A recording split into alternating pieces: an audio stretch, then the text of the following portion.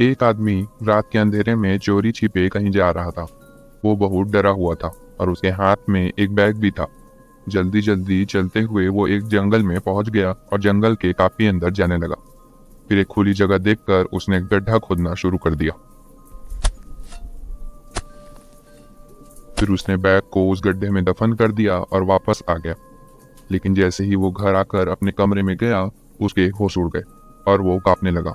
उसके मुंह से एक ही आवाज निकल रही थी, ये नहीं हो सकता, ये नहीं हो सकता। उसके पलंग के ऊपर वही बैग रखा हुआ था जिसे वो दफन करके आया था। उसने तुरंत अपने एक दोस्त को कॉल किया और कहा कि उसे अभी उससे मिलना है। वो फिर उस बैग को एक अलमारी में रखकर अपने दोस्त से मिलने निकल गया। वो दोनों एक छोटे से ढाबे पर मिले। उसके दोस्त नीलेश ने कहा, क्या बात है, इतना परेशान क्यों लग रहा है वासु? वासु ने कहा, तुझे याद है पिछले महीने जो मैं कैंपिंग के लिए गया था, वहां मुझे नदी में एक खजाने का मटका मिला था। नीलेश ने कहा, खजाना? क्या बात कर रहा है, कहाँ है वो? वासु ने कहा, तू पहले मेरी बात सुन। वो खजाना ऐसे ही किसी ने वहां नहीं रखा था। उसमें कुछ न कुछ तो अजीब है। जब से मैं उसे घर लेकर आया हूँ, तब से मेरे साथ अजीब चीजें होने लगी। नीलेश को कुछ समझ नहीं आया और उसने कहा कि वो उसे शुरू से सारी बात बताए। तो वासु ने उसे पूरी बात बताई। पिछले महीने वासु अपने कुछ और दोस्तों के साथ कैंपिंग के लिए गया था। वो लोग दिन में नदी में नहा रहे थे कि तभी वासु गहरे पानी की ओर जाने लगा। उसके दोस्त उसे आगे जाने से मना कर रहे थे, लेकिन वासु नहीं माना और आगे चला गया। लेकिन जैसे ही उसने गहरे पानी के अंदर डुबकी लगाई, अचानक उसे पानी के अंदर कुछ चमकता हुआ नजर आया। वो उस चमकती हुई चीज के पास गया और उसे बाहर लेकर आया और बाहर लाते ही उसके होश उड़ गए। वो एक सोने का मटका था। उसने कहा, अरे वाह, आज तो लॉटरी लग गई यार, इस नदी में खजाना। वासु उसे बाहर लेकर आया और उस मटके को खोल कर देखा। उसमें सोने के सिक्के भरे हुए थे। उसकी खुशी का ठिकाना नहीं था। वासु बाकी दोस्तों से उसे छुपा कर घर ले आया। वो बहुत खुश था और उसने सोचा था कि वो उस खजाने को बेचकर पैसे वाला बन जाएगा। लेकिन उसकी ये खुशी ज्यादा समय तक नहीं टिकी, क्योंकि जब वो उसे लेकर आया, उसके बाद अचानक उसके साथ कुछ अजीब चीजें होनी शुरू हो गई। वासु ने वो खजाना अपने कमरे की अलमारी में रखा हुआ था। एक रात जब वो सो रहा था, तब अचानक उसे एक आवाज आई। वो उठा और उसने देखा कि वो आवाज कमरे के दरवाजे की ओर से नहीं, बल्कि अलमारी के अंदर से आ रही थी, जिस अंदर से उसे कोई पीट रहा हो। वासु घबरा गया।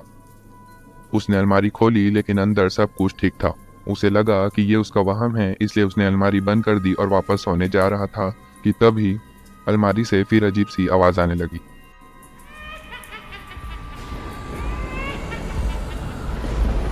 वासु के रोंगटे खड़े हो गए। उसने धीरे से अलमारी खोली, लेकिन वो आवाज उसके बाद भी आ रही थी। उसने कुछ सामान को हटा कर देखा, लेकिन समझ नहीं आ रहा था कि वो आवाज कहाँ से आ रही थी। फिर उसकी नजर उस मटके पर गई। उसने उस मटके का ढक्कन हटाकर देखा और ये देखकर चौंक गया कि वो आवाज उसी से आ रही थी। उसने वो मटका उठाया और सारे सोने के सिक्के निकाल कर देखे।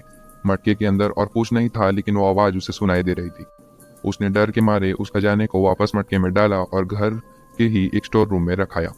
वो वापस सोने की कोशिश कर रहा था, लेकिन डर के मारे उसको नींद ही नहीं आ रही थी। फिर 1-2 घंटे में उसे नींद आई, लेकिन अचानक उसे ऐसा लगा जैसे कि उसके सिरहाने पर कोई बैठा है और उसे सर के बालों को सहला रहा है। फिर एक बूढ़ी औरत की तस्वीर उसके दिमाग में बनने लगी। वो चेहरा बहुत भयानक था। उसके दांत नुकीले थे और काले थे और आंखें बिल्कुल लाल थी। वो कुछ बोल रही थी, लेकिन वासु को समझ नहीं आ रहा था। वो पसीने से भीग चुका था। फिर वो उठ के बैठा। उसे समझ नहीं आ रहा था कि उसके साथ क्या हो रहा है। उसने अपने सिरहाने की ओर देखा और उसके होश उड़ गए। उसके सिरहाने पर वही खजाने का मटका रखा हुआ था। वासु अब समझ गया था कि उस मटके में कुछ गड़बड़ है। उसने उस मटके को तुरंत एक बैग में रखा और निकल पड़ा जंगल की ओर उसे दफन करने। लेकिन जब वो उसे दफन करके आया, तो वो बैग उसे वापस उसके कमरे में ही मिला। नीलेश सारी बात जानकर घबरा गया। उसने कहा, वासु, ये सही नहीं है, ऐसे पुराने खजाने ठीक नहीं होते। तू क्यों उसे लेकर आया? वासु ने कहा, मुझे क्या पता था कि ऐसा कुछ हो जाएगा। मुझे लगा कि किसी ने उसे वहां गिरा दिया होगा। नीलेश ने ऐसे मिलने वाले खजाने के बारे में कई कहानियां सुनी हुई थी, इसलिए उसे डर था कि कहीं इस खजाने की वजह से आगे और कुछ बड़ी मुसीबत ना आ जाए। उसे वासु की चिंता होने लगी। उसने कहा कि उस खजाने को उसी नदी में जाकर छोड़ देना चाहिए।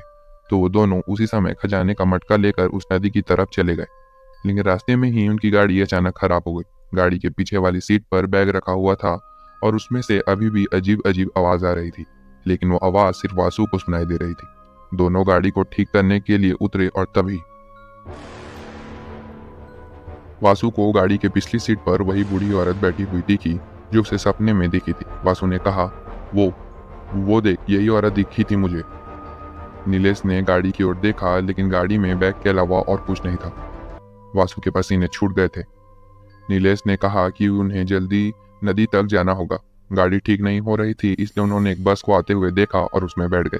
वासु उस बैग को ही देखे जा रहा था। करीब 2 घंटे के अंदर वो लोग कैंपिंग की जगह पर पहुंच गए और वासु ने उस बैग को ही पानी में फेंक दिया। फिर दोनों वहां से निकल गए। वासु को तब जाकर थोड़ा चैन मिला। उसने सोचा कि अब शायद वो इन सब से बच जाएगा, लेकिन उसकी उम्मीद के मुताबिक ऐसा नहीं हुआ।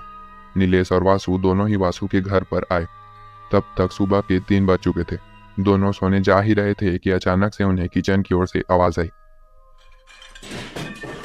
दोनों के रोंगटे खड़े हो गए और जब वो किचन में गए तो उन्होंने ऐसी चीज देखी जिससे दोनों चौंक गए। किचन की खिड़की पर वही मटका रखा हुआ था और वो बूढ़ी औरत खिड़की के बाहर खड़ी हुई दोनों को घूर रही थी। नीलेश ने कहा, वासु चल यहाँ से इस खजाने को लेके मेरे साथ, वरना कुछ और गड़बड़ हो जाएगी। दोनों इतने डर गए थे कि उनकी हालत खराब हो गई थी। नीलेश वासु को लेकर एक मंदिर के पुजारी के पास गया। वो दिन रात मंदिर में ही रहा करते थे। जब दोनों वहां पहुंचे तो पंडित जी से उन्होंने बात की और पंडित जी ने कहा, देखो, खजाना ऐसे ही नहीं मिल जाता है। अगर किसी ने उस खजाने को नदी में छोड़ा था तो जाहिर सी बात है कि उसमें कुछ तो गड़बड़ होगी ना। ऐसा खजाना अक्सर शापित होता है। तुमने कहा कि तुम्हें किसी औरत की आत्मा दिखाई देती है, तो इसका मतलब है कि वो खजाना उस औरत का है और उसकी आत्मा आज भी इस खजाने की रक्षा कर रही है। उसे छुटकारा पाने के लिए तुम्हें उस आत्मा से माफी मांगनी होगी और उसे कहना होगा कि तुमने अनजाने में ये किया है। हो सकता है फिर ये तुम्हारा पीछा छोड़ दे। वासु ने कहा कि वो कुछ भी करेगा, लेकिन उसे बस इस खजाने से छुटकारा चाहिए। पंडित जी ने उसे घर में एक हवन कराने को कहा और ब्राह्मण भोज कराने के लिए भी कहा।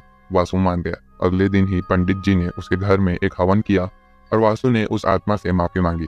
ब्राह्मण भोज के बाद पंडित जी ने वासु को कहा कि अब वो उस खजाने को वापस नदी में छोड़ आए और वासु ने ऐसा ही किया।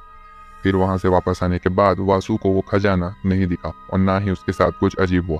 यानी इस तरह समय रहते उसने अपनी गलती सुधार ली। तो दोस्तों, कैसी लगी स्टोरी? पसंद आई तो चैनल को सब्सक्राइब जरूर कर लें। हम आपसे मिलेंगे ऐसी ही एक नई स्टोरी के साथ। तब तक के लिए गुड नाइट।